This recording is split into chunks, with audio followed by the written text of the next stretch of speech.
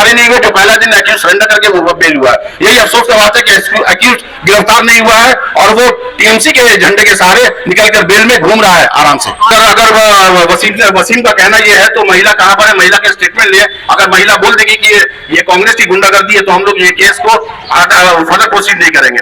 अब ये गुंडागर्दी, गुंडा जो होते हैं वही दूसरे को गुंडा समझते हैं, चोर जो होते हैं वही दूसरे को चोर समझते हैं, चिटिंगबाज जो होते हैं वही लुटेरे होते हैं। और ये सब चीज और ये सब खासियत और ये सब लोग अभी टीएमसी में पाए जा रहे हैं। पूरे बंगाल में रैकेट चल रहा है, पूरे बंगाल में लूट चल रही है, पूरे बंगाल में आप देख रहे हैं कि रेप हो रहा है और सब जगह मोडेस्टी हो रहा है। ये अफसोस की बात है कि टीएमसी सरकार अब और ज्यादा ये सब नहीं करेगी, ये जाने वाली है और 2024 में आप देख लीजिएगा इसकी गिरावट अब आने वाली है। आप एक चीज बताइए, जितना एविडेंस आप बता रहे हैं, जो इंस्पेक्टर ने उनको अरेस्ट किया हुआ था, फिर जो कम सेक्शन लगाकर उनको बेल दे दिया गया, क्या उस ऑफिसर साहब की बात हुई? No, I'm still telling that accused were not been arrested. They surrendered before the court and they got bail on the same day.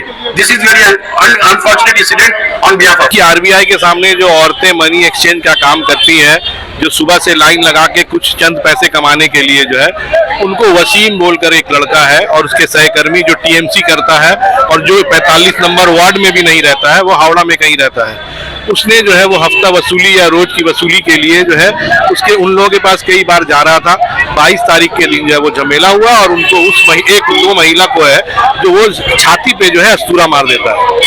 उसी के अवरोध में जो है हमने पहले भी जो है यहाँ के ओसी ने जो है जो भी धाराएं लगाए वो उसी दिन बेल हो गया उसको, और उसने फेसबुक में लाइव किया था वसीम कि मैं सरेंडर कर रहा हूँ। मुझे ये समझ नहीं आता कि मोलेस्टेशन छू देने से एक महिला को जो है वो नॉन वेलेबल ऑफेंस होता है और एक महिला को आप छुरी, अस्तूरा या किसी धारदार औजार से मार देते हैं और सेम डे किस तरह बेल हो जाता है, मुझे ये समझ नहीं आता।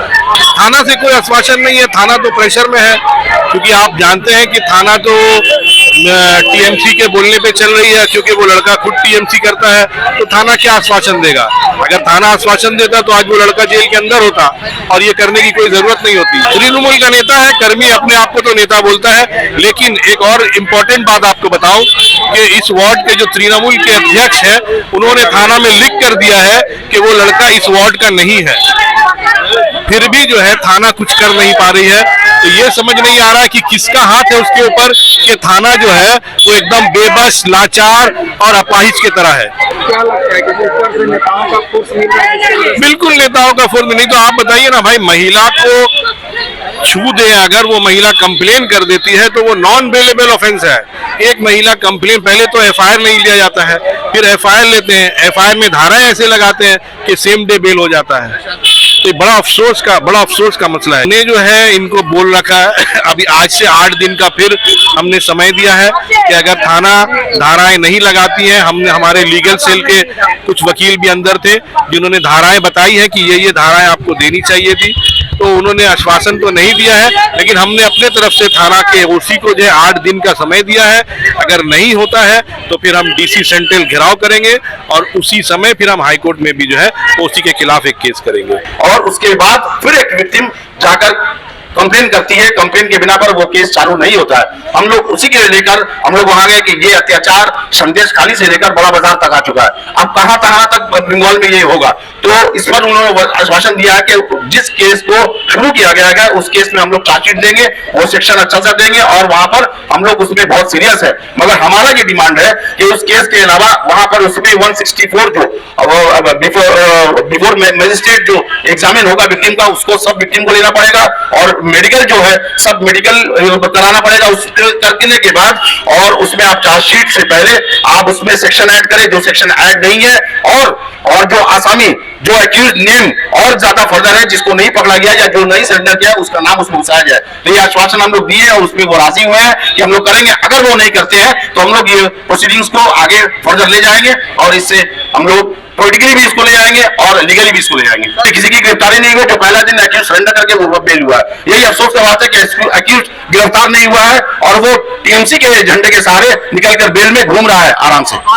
आरोपी का नाम है राजेश सिन्हा, वसीम अहमद, रोशन जायसवाल, फहीम अख्तर, मोहम्मद नयाब, इरशाद अलायस मामा, शमीम अहमद, मोहम्मद लाल, ये आसामी है। इसमें से 2-3 का बेल हुआ है। हम लोग चाहते हैं कि 8 आसामी को इस केस में टैग किया जाए, जो केस इनिशिएशन हुआ है, जहां से 60 नंबर केस है जो हाईएस्ट का, और विक्टिम जो है, जो लेडी विक्टिम है, जिन लोगों को चोट लगा, जिन लोगों की मोडेस्टी को आउटरीच किया गया, उन लोग का एग्जामिनेशन हो और उन लोग का 164 हो और ये केस को मजबूत किया जाए ताकि ये केस आगे जाके हम लोग ज्यादा प्रोसेस करें। अब बेल के खिलाफ पहले बेल जो केस में हुआ है उस केस को मजबूत करने के लिए आज हम लोगों ने रियल स्ट्रीट बड़ा बाबू से हम लोग मुलाकात किया और उन्होंने आश्वासन दिया कि ये बिल हम लोग इसमें 164 लेंगे, इसमें मेडिकल करेंगे और इसमें सेक्शन अगर ऐड हुआ तो वो भी करना चाहेंगे, करेंगे और इसमें अगर कोई आसामी को ऐड हम लोग बोले कि जो आसामी बच गया उसको ऐड किया जाए, तो अगर ये सब कर ले रहे हैं तो वेल एंड गुड, नहीं तो हम लोग इस केस को ऊपर लेके जाएंगे। कि अब ये तो लीगल प्रोसीडिंग्स है, अब ये जितना केस आगे बढ़ेगा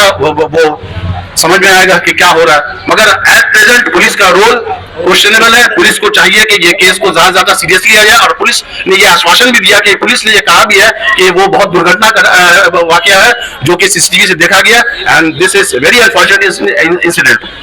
वो बैठ करके ना किसी के आने में अवरोध है और ना किसी के जाने में जो है बाधा डाल रही है, लेकिन क्योंकि अभी जमाना चल रहा है दो तरह के गुंडा का, एक सफेद कपड़े में गुंडागर्दी करते हैं और एक तुम्हें सिक्योरिटी और सेफ्टी दोनों देंगे।